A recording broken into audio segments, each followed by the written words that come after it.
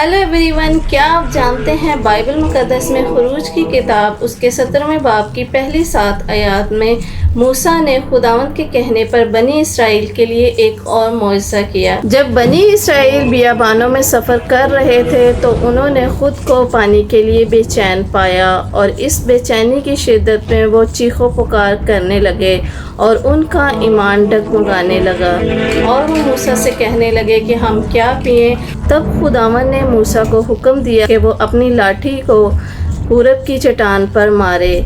सो मूसा ने ऐसा ही किया और चट्टान से निकला हुआ पानी बनी इसराइल की सारी जमात के लिए ज़िंदगी बचाने वाली ताज़गी फराहम करता है। इस मुअज़्ज़ाती वाक़या ने न सिर्फ बनी इसराइल की प्यास बुझाई बल्कि उनके मुश्किल सफ़र के दौरान खुदाई रिज़्क़ पर उनका ईमान भी मजबूत किया। Subscribe.